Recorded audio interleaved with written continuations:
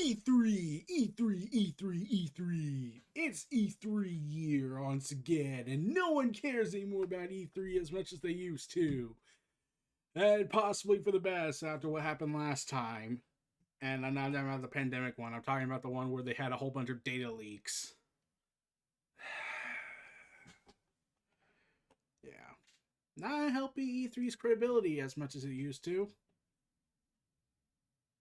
Anyway, Bethesda and Microsoft had the conference of their event, the Xbox Bethesda E3 2021 Showcase. And a lot of stuff came out of that. A lot of things I was excited for to hear, and some I'm dreading, and some I have cautious optimism. And one of those things is Starfield, the next big epic for Bethesda and their first original IP since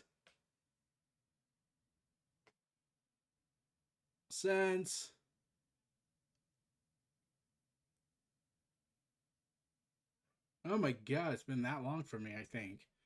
Um yeah, I don't recall the last time Bethesda had an original IP that's not the Elder Scrolls games. They bought the Fallout license from Interplay, so they're not the creators officially. Yeah, all they've done is Elder Scrolls after when they got their cash cow. So, yeah. So they showcased their next big epic, which they have described as a hardcore RPG game, Starfield, a long-awaited announcement.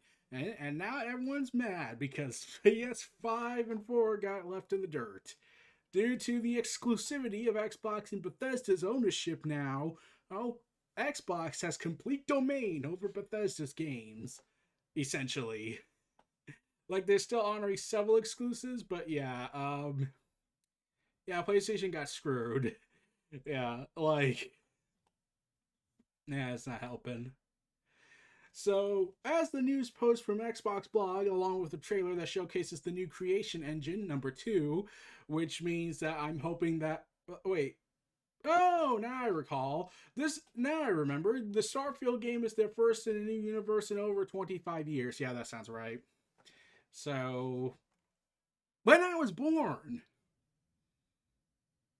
I was born the last year Bethesda made an original IP. Wow, that's pathetic. It's pathetic.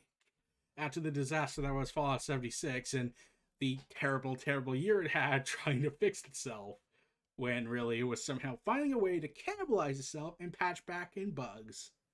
And then they admitted they didn't know what people wanted in Fallout. What? Okay, anyways, moving on from that sad, depressing thought they had. Uh, they will be going ahead and taking you to the stars. Moving away from the depressed wasteland of the retro style Fallout. Out, from the mystical lands of Elder Scrolls, you will now journey to the stars, baby. Because actually, I'm starting to think part of the reason was because they couldn't get Outer Worlds. Because now, yeah. So, yeah, Microsoft owns everything. Microsoft has built the empire of Xbox into a glorious atmosphere of gaming content. But will Sony survive? I mean, like, possibly if they keep cannibalizing their audience by telling them that they go get fucked every time when they say, "Can you put backwards compatibility?" No. Oh. Yeah, I'm still annoyed with that. Like, it's one of the reasons why I don't play my PlayStation 4 or I have in the back. Like, the last time I played was playing Final Fantasy 7. That's the only reason I last time played it. Because, oh man, it's just bad on that regard. Like, I can't play nostalgic games. I can't play my 3, my 2, my 1s. I can't download those games. I don't because they want to make it as difficult as humanly possible. 3, 4, and they're trying their damnedest to kill backwards compatibility. Remember, this was when Microsoft was having that attitude. Then they realized, yeah, we should probably not cannibalize our audience to death. But yeah, Howard said that Starfield is the next generation role playing game where you'll be who you want, go where you want, experience our stories, and forge your own. So, the usual. More than that, Starfield is about hope, our shared humanity, and searching for answers for life's greatest mysteries. Ah, so hope is something that no longer exists in the modern age. Our shared humanity, yeah, we don't really like to share anymore. And searching for answers for life's greatest mysteries. Oh, I can already answer that. The greatest mystery is that how the did we make it this far so far, or when we're too busy trying to find new ways to blow ourselves up.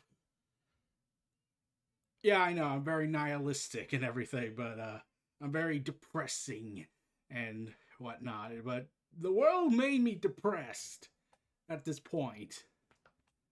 Like last year alone made me super depressed in ways I could never imagine. Uh, yeah. Bethesda's managing director, Ashley Ching, I pretty sure I butchered that name sadly. He says that Starfield is basically a Han Solo simulator. For me, Starfield is a Han Solo simulator. Get in a ship, explore the galaxy, and do fun stuff. Okay, so can we actually do that with a Star Wars game where we could do whatever we want and not have to follow a strict canonical system, and do our own adventures and everything? That would be too expensive. Got it. Yeah. It says that the game is set amongst the stars, create any character you want, and explore with unparalleled freedom, harnessing the power of next gen technology and built on an all new creation engine too. Starfield takes you on a journey through space as you strive to answer humanity's greatest mystery. Is it creation itself? Like, I know it's the possibility of is there life on their planets, but since they're going around everywhere you want, that's kind of a given answer. But, yeah. And another thing is, I'm thinking of the other game that has that kind of similar premise. You know the game, No Man's Sky. Let's just hope that it doesn't end up like what happened with No Man's Sky, where it took about a year for it to fix itself, and now it's an experience. And but before that, you had to go through garbage content or lack thereof. Yeah, let's avoid that disaster.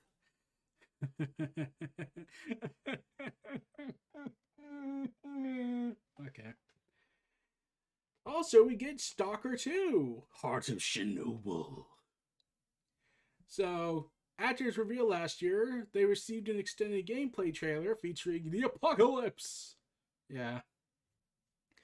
And yeah, it's been a long I still remember the old tale of Stalker. Like one of my friends play it a lot, so glad to see that Heart of Chernobyl that the game's back. Meanwhile, Back for Blood will launch on the Xbox Game Pass on October 12th, a zombie co-op shooter. Didn't we try that last time with Walking Dead and that failed miserably? Okay. I'm not really interested in that. I don't play that many zombie games other than Resident Evil from time to time. Also announced from Avalanche Studios, Contraband. Avalanche Studio during the Xbox showcase an open world co-op game called Contraband. It will be available day one on Xbox Game Pass, and in fact, a lot of stuff they announced was part of the Game Pass stuff. So free, free, free, free. And Avalanche is the studio behind the Just Cause series, so yeah, get ready for insanity there. So the teaser was short and details were very scant. And it was mostly a mood settler with Steely Dan playing a scene inside a storage facility with various boxes and goods scattered about. Presumably these are, well, contraband. And if I'll treat the game as set in the 70s, he's in the fictional country of Bayan. I'm pretty sure I did not pronounce that correctly, but I am sorry. Meanwhile, Battlefield 2042 is the multiplayer game that I do not care about. I don't really like to play the Call of Duty and Battlefield Warzone stuff. Man. Also out now, oh, that Yakuza Like a Dragon. And Yakuza is now out on Xbox Game Pass, so get ready for that insanity. 12 minutes launching August 19th for Xbox Series XS, This is in PC. The interactive thriller 12 mil is an interactive thriller. It's about a man trapped in a 12-minute time loop where the character's wife is repeatedly murdered and the police beat the husband to death.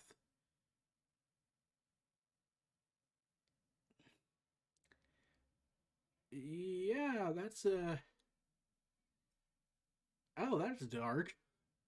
Considering what's been considering what happens in the world, that sucks. Each time the night starts off as a romantic evening, turns into a suspenseful nightmare. The player is stuck in a horrifying time loop until they can find a way out and change the outcome. Damn. Now I wonder. So they have some actors. Oh, Willem Dafoe. Okay, James McAvoy. Oh, yeah, Charles Xavier of the rebooted timeline, and Daisy Ridley. Oh, Ray. God, Disney screwed up big time with her. Yeah. Seems pretty interesting. I could probably see it. I probably don't know if I'm going to be playing it, but with all this content coming out on Game Pass, it really helps us. Also coming out is Psychonauts 2 for the first time in over. Man, how many years has it been? Like a decade or two? It was PlayStation 2 era when it was coming out. PlayStation 2, Xbox. Yeah, I think over 2 decades. I think nearly 2 decades. So the game is set to launch on August 25th, being developed by Double Fine. New story trailer dropped, and yeah, it suffered several delays after it was announced in 2015. The game was funded via crowdsourcing, accumulating $44 million through development costs. Though Double Fine was purchased in Xbox, Psychonauts 2 is still selling on the PlayStation console. Yes. However, Microsoft has said, we want it on Game Pass though. Got it. So get ready for that. Also, on June 29th, there will be a next-gen upgrade for Doom Eternal. So fun for that. Fun for the whole family. Somerville gets a new atmospheric trailer in 2021 C3 event. A mysterious new game from the indie studio Jump Ship, evoking a similar atmosphere to Limbo and Inside. Originally announced back in 2017, the developer company was founded in collaboration with Playdead's Dino Patti, who worked on the aforementioned Limbo and Inside. Serving as the executive producer, described as the title as a sci-fi action adventure that chronicles the life of key individuals in the wake of a global catastrophe. Ouch. Also, speaking of global catastrophes, here's Fallout 76's latest expansion, Steel Rain, coming July 7th, and the Pit from Fallout 3 that we recall will return in 2022. Fallout 76 will decide the fate of the Brotherhood of Steel in July, Steel Rain. I mean, like, that would probably be interesting if you could just do your own thing and not have a multiplayer experience. But, yeah, they blocked that with money, so we can't, as far as I last recall. So I'm not interested. Like, yeah, I probably would have played Fallout 76 if I was allowed to do it alone. And since NPCs are in, we can do that now. We can make the world alive. Like Fallout to me is a single player experience. It could be possible to make a co-op experience, but like a hybrid MMO slash online live service, it doesn't work, I don't think. Fallout 76 was an experiment, they could have said that, but they were boasting it so much that it was, and we had such goodwill at the time that we fell for it. At least I got a cool helmet out of it. At least it wasn't that poisonous one that happened with the mold. Also coming to Xbox and PlayStation is announced during the Bethesda stuff and set to launch on Game Pass as Hades, August 13th. One of the big games of 2020 is finally making its way to Xbox and is going to be on Game Pass on day one. Oh, yeah. Get ready for some insanity.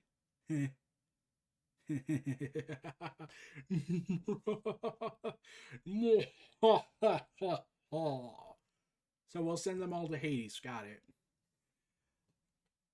Also, New Elder Scrolls Online trailer shows up visual upgrades coming to the Xbox Series X on June 15th. I tried to play Elder Scrolls Online, I just didn't get into it. I just couldn't. And that is technically an MMO. So, yeah, I've only ever played like one full-fledged MMO game for me, and that was Star Wars The Old Republic. And to get back into that. So, yeah, so they have this visual upgrade for Tamriel as part of the new performance enhancements in the massively multiplayer MMO game for Elder Scrolls Online. So get ready for some insanity of that. The upgrade will also apply to PS5 as well. Oh, and they'll have a special performance mode that runs at 1080p, 60 frames per second, alongside with a fidelity mode that can bump up the visuals to 4K while running at 30 frames. The Series S will performance run at 1080p with the fidelity going to 1440 to 30 frames per second. Gotcha! Gotcha! Along with that, Party Animals, a physics-based brawl between furry animals, is launching on Xbox Game Pass 2022. You're gonna have cute, cuddly animals go to war against each other? I'm like, we're crazy, so we'll probably buy it. Diablo 2 Resurrected is also coming to the Xbox Series X, Xbox One, PC September 23rd, and it's getting an upgraded console release.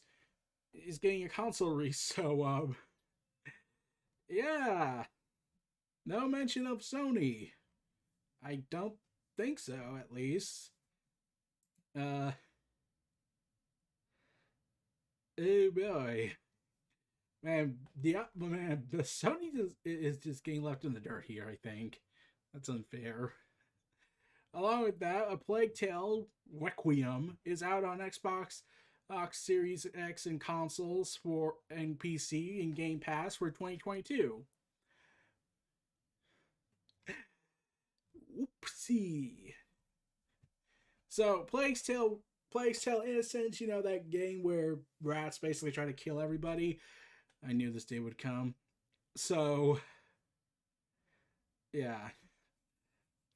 Like, I keep thinking it was supposed to be a tale of the bubonic plague, sort of, but it's literally rats killing everybody.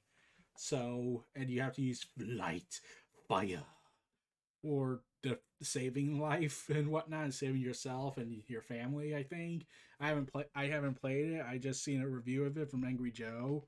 So, yeah. Also on November 9th, we'll be joined with Forza Horizon 5 for everything I just mentioned, for all the consoles they have. Microsoft really building an empire here. Our official announced trailer was made, and it will also bring back the weather shifting mechanics with dynamic seasons that will change weekly. A new Horizon arcade that lets you take on over-the-top racing challenges, and you can jump into the events lab to create your own rules, sets, and wacky modes. We saw cars jumping huge gaps, knocking over oversized bowling pins, for example. Can re-wreck the cars. Because I played Burnout, so you know I have a habit for destruction. My lust for destruction and chaos in gaming is unparalleled! Also for continuity and lore. I'm a lore junkie, sue me. Also, Far Cry 6 happened. I would talk about this, but considering how much baggage comes with talking about a Ubisoft game, considering what came out about Ubisoft depresses me. I mean, like, I haven't even considered about playing their games right now. Like, I'm probably gonna not, but we'll have to see. But I'm probably not really interested in making video game footage on my NRE gaming channel. Yeah. Yeah. So, also, my sister was happy about this. There's going to be a Slime Rancher 2 was revealed during E3, set to come out next year. So, I'm not interested in it, but, yeah, it's coming. It's coming, alright. It's going to be Slime Rancher 2. Man, my sister's going to lose it when she gets it. Also, there's going to be a new update with Sea of Thieves. I honestly forgot that was a thing. And it's adding Captain Jack Sparrow. Oh, with a Pirates of the Caribbean crossover coming June 22nd. Damn you, Jack Sparrow.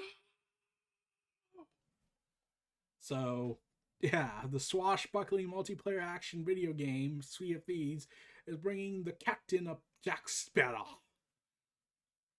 And it's going to be a free update for the game, boasting new environments, new areas, and brand new Pirates of the Caribbean spin off stories.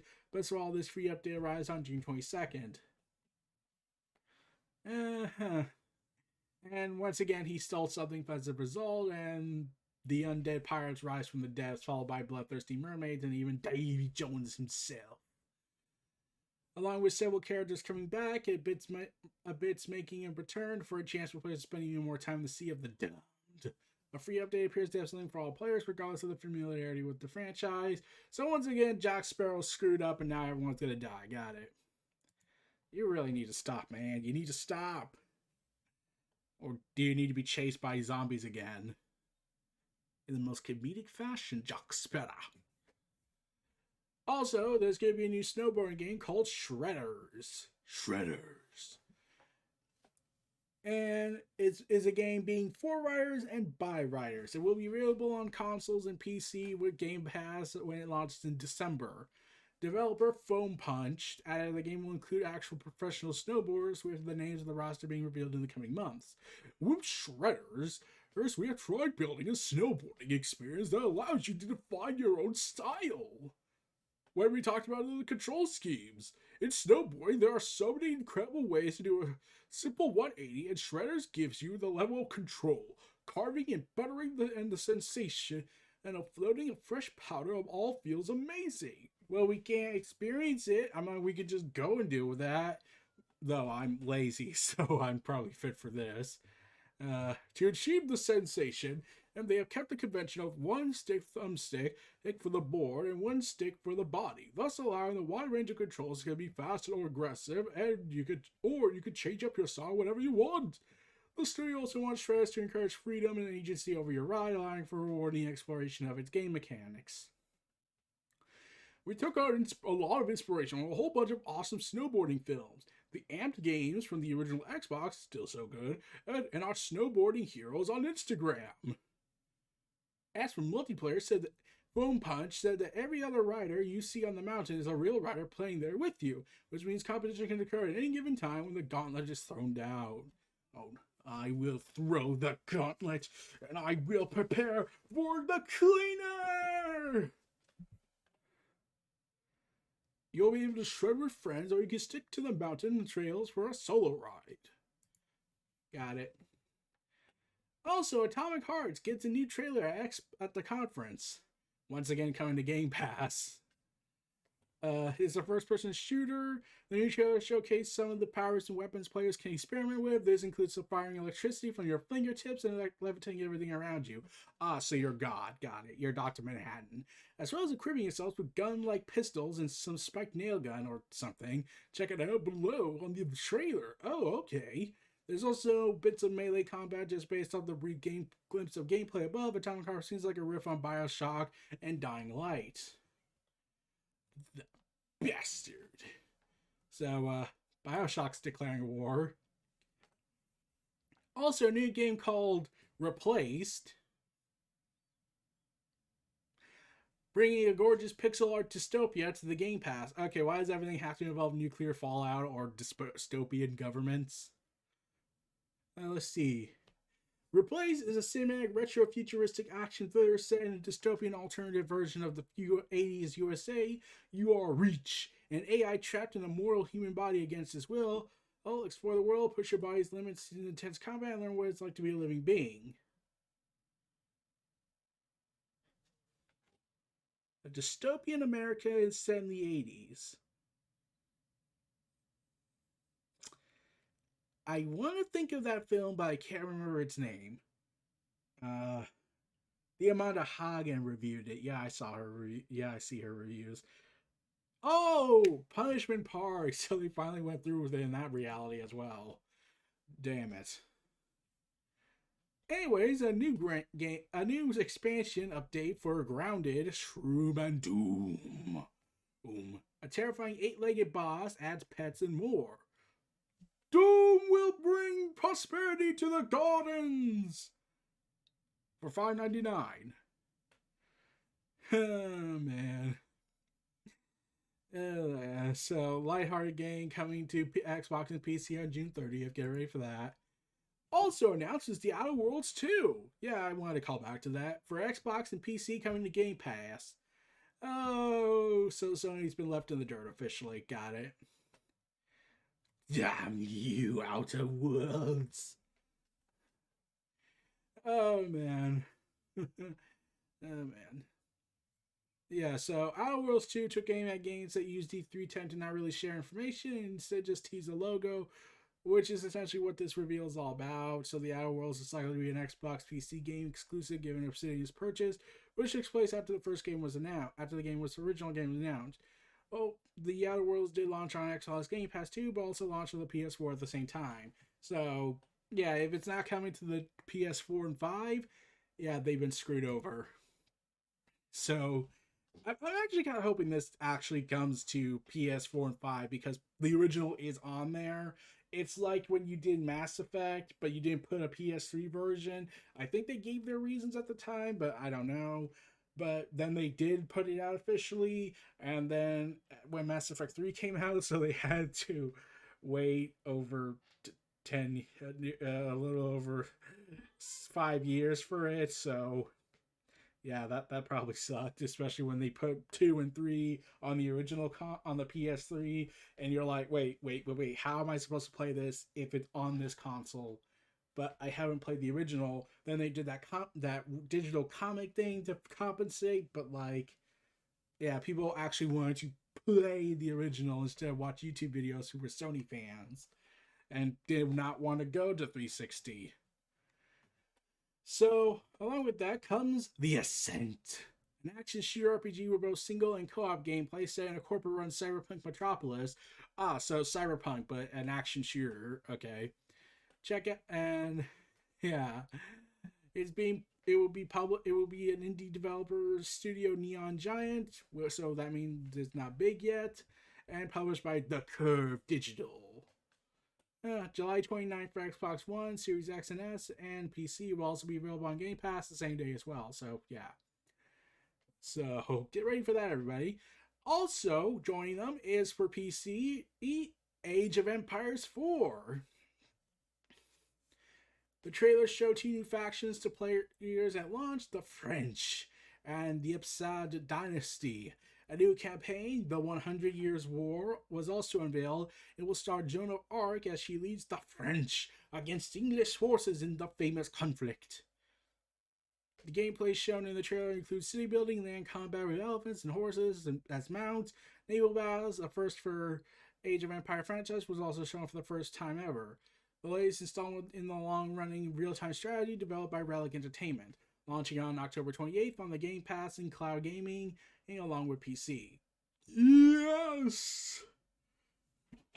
Also, Among Us is doing a 15-player lobby. It confirmed it's set to, let's see, oh,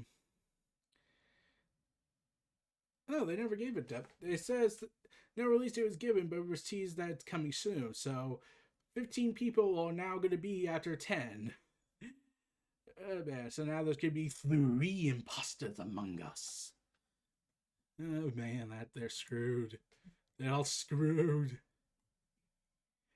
Also, we get a new Edidian Chronicle, 100 Heroes, coming in 2023 to Game Pass. Wow, that's 2 years from now.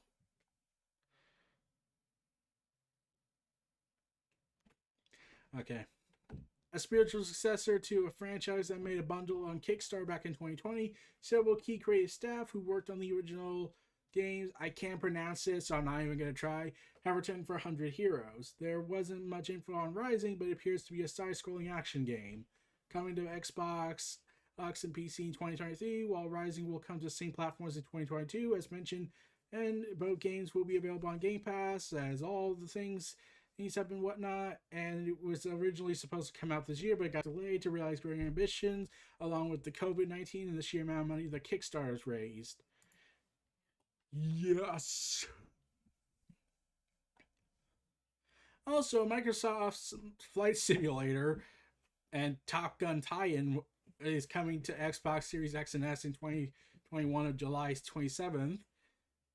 And Top Gun tie-in, yeah, that's a thing. I didn't even know that was a thing. So, yeah. I, I don't know. I don't really. I'm probably just that guy that never plays them, but I don't really. I don't get it. I don't get these simulation types. Like unless you're blowing stuff up, like SimCity, where I just make a city then blow it to Kingdom Come. Oh, I am so destructive, aren't I? I'm itchy. Redfall, a new Xbox exclusive studio from Arkane Studios, coming in 2022. Oh. According to the official website, the game blends single and multiplayer options seamlessly. You'll be able to venture off solo with a team of 3 other people. Well, the vampires besieging the city are the result of a scientific experiment gone awry. Has anyone ever asked them the question? You would think after like the last billions games, movies, and TV shows that say, "Hey, we have developed a cure to cancer," and then somehow it leads to the end of the world. Don't you think it's be like, hey, should we like not do that until we do all our tests and condensed areas because we've seen I Am Legend? Yeah, have we? And yet now people are trying to see if they can actually pull a Jurassic Park in the real world. Well, completely forgetting what Jurassic Park was supposed to be. It's going to turn into a documentary in a few years, I think. Also, I can't believe this is actually happening, and this is corporate America, so it was possible. The Xbox, the revolutionary technology of tomorrow, is finally getting the meme it deserves. Mini fridge. Yep, the Xbox mini fridge. And even Microsoft said, yep, this is a thing we're doing. Because everyone made jokes on the meme that the Xbox Series X looks like a mini fridge. So Microsoft was like, God damn it, man, we gotta embrace that. Let's sell it to consumers. We'll charge for the meme and sell it back to them. Only in America. I'm pretty sure this can only happen in corporate America. Oh, man. And this is not the first Xbox fridge that Microsoft has created. The company also made a full-size model and sent it to Snoop Dogg. I'm pretty sure Sasha Banks is having fun. And there's one more news. That's right, you knew it was coming. The ultimate experience, my favorite fandom of gaming ever. Halo. Halo Infinite finally unveiled its multiplayer. I saw the trailer, then I saw it again just to get re-emphasis, and also I saw a clip of the campaign, it seems, that suggests that Cortana is dead. Off screen. Hold on. Really?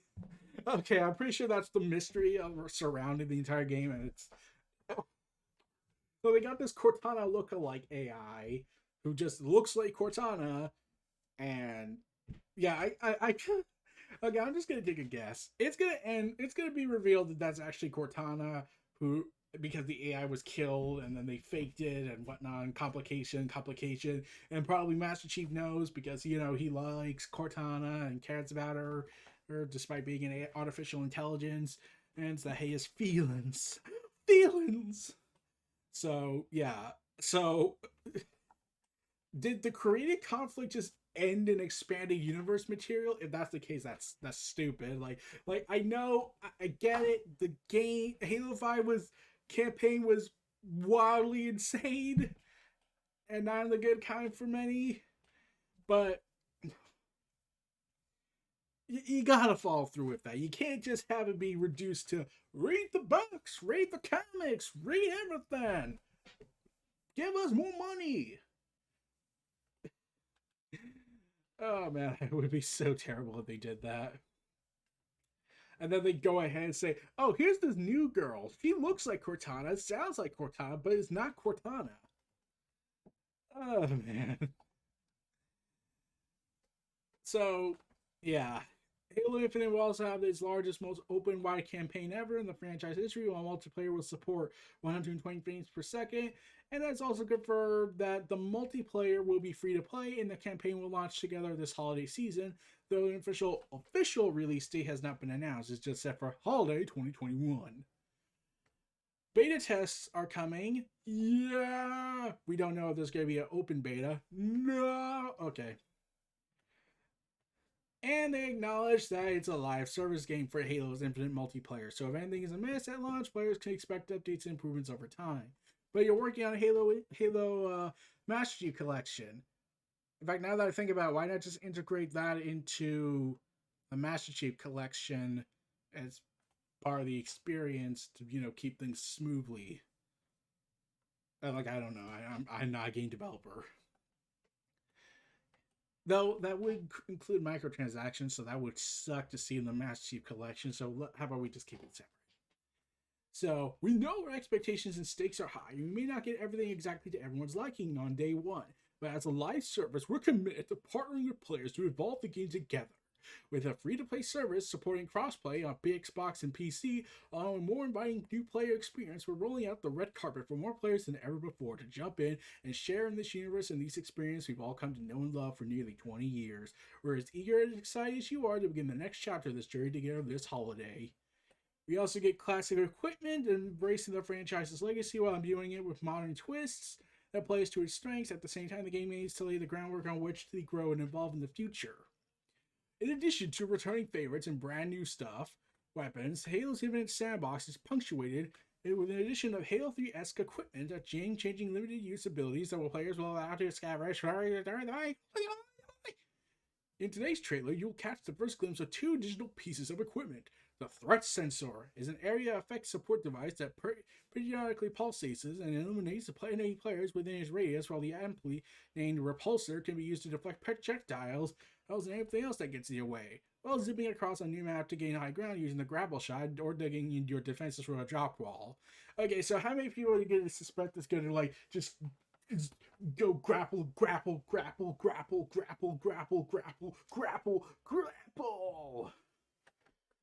I'm pretty sure there's many. Since especially you mentioned how you brought in grappling, a grapple hook of a hijacking. Also, and vehicles are coming back, and tried and true NSC classics along with new vehicles inspired by the villain's banished enemies. Many of these new vehicles will support Halo Infinite's new customization systems. In an effort to help new players familiarize themselves with 8343, he's saying can be a daunting experience, Halo Infinite multiplayer will be the most approachable and welcoming into the series thus far. To that end, we have created a new tutorial system called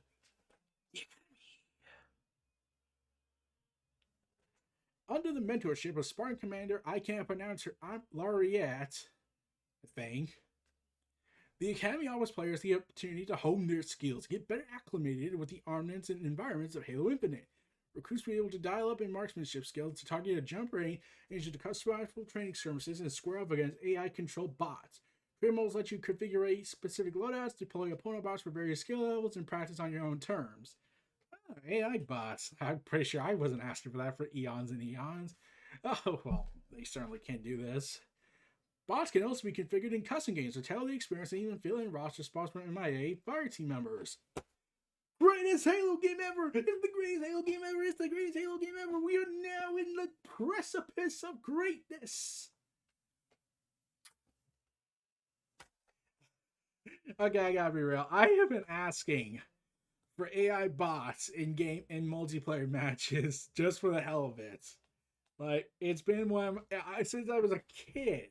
And they always seem to tease that there was AIs coming or AI bots coming, or they just show the player model, the other models, the multiplayer mode, but they never really embrace the AI, giving it to people to just mess with, like Halo Custom Edition. And they really need to explain the mod part if there's going to be modding in the PC version. But moving on from that.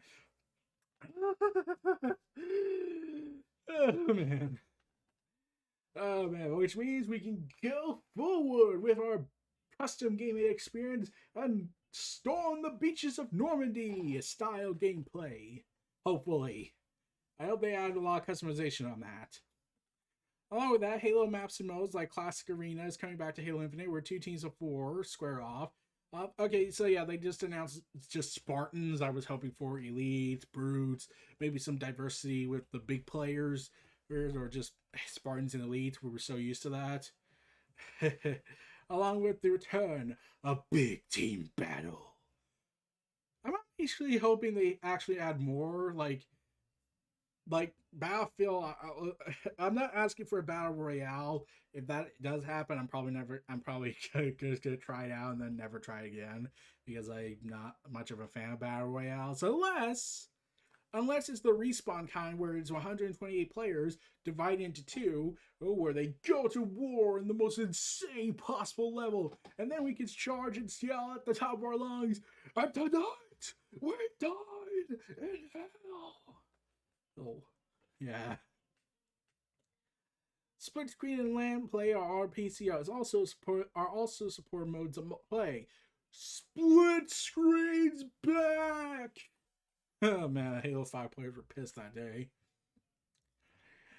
Along with that, Halo 3 says 343 says a key component of Infinite's multiplayer is personalization, which will change each new season of content. This content can be purchased with real money or unlocked through gameplay, but 343 says there will be no loot boxes. Yes! And purely cosmetic in nature. Let's hope for not much grinding to death levels. Each season will feature a new assortment of customization pieces and components that can be earned via gameplay, challenges, events, or purchase. We said this before, but it bears saying there will be no loot boxes or elements of chance if you decide to purchase an optional customization option. And of course, all of Halo's Infinite Spartan's customization elements are purely cosmetic and have no impact on the gameplay. Also, they said that it's going to have reach level of customization, which means so much armor. More per piece customization options than any other Halo game, and probably Reach and probably more. Our contests will be offered through the Armor Hallway. It's Armor Hall, so basically a hallway filled with armor. Helmets, visors, gloves, shoulder pads, among other items. You might have heard a special voice in the multiplayer area. This one of the personal AI that players can unlock and equip. AI. So we basically have the firefight and we have the ODST stuff, the Halo Reach voice firefight thing, but an official AI. Also, this is the weird thing. Some kind of new system called Friend and Foe is coming to Infinite Multiplayer. At a high level, this functions as an allied system that uses different colors to designate friends and foes. These colors are configurable for accessibility purposes, and whatever colors you assign will match your scoreboard, team base, or team flags. This isn't depicted in the trailer due to its more cinematic nature, but we'll have more details to share down the road, and Halo Insiders will be able to check it out firsthand during technical previews later this summer.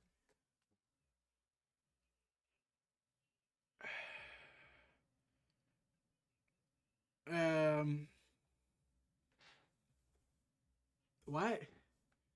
But I thought that was already clear, like red and blue, green color teams, and the green indicator to indicate who's your teammates. What does this have to do? They just say it's more cinematic in nature, and it's like, wait, then what happens there? So yeah, I don't get what they mean by that, but like, um, okay. Along with that was also published a Halo multiplayer Infinite overview. So yeah, it's basically a pseudo documentary style video where the developers talk about the game and the multiplayer stuff. I didn't want to cover that since this is also talking about Bethesda stuff and all the games that were showcased, and plus we're at 43 minutes, 44 minutes now. But yeah, Microsoft did a pretty good showcase with all these content and rich stuff, and hopefully a lot of it ends up well, especially since they're all coming on Game Pass, which means I get it for free because I already have Game Pass, which means it's gonna be awesome. Hopefully, man, Microsoft's really embraced the gaming first approach since Phil Spencer took over. Way better than that other guy. Oh man. And now the roles are reversed. Microsoft is now the good guys in the gaming industry, and Sony's the villainous character that hates the consumer and screws them over for more capitalism. More so. I'm like, Microsoft's Microsoft, so yeah. Why do you think when everyone says Microsoft, they add the $sign to it? Classic. But yeah, I am excited for the next couple years of Microsoft gaming first approach, that is Xbox Game Studios and their expansions of the gaming industry. Let's hope more comes out with that. This was Pop Culture Omniversa of Neo Reality Entertainment. Feel free to like, comment, subscribe, and check out my other content in the description below. And stay tuned for more. I'll see y'all next time. Peace and game. Take care and game on, everyone.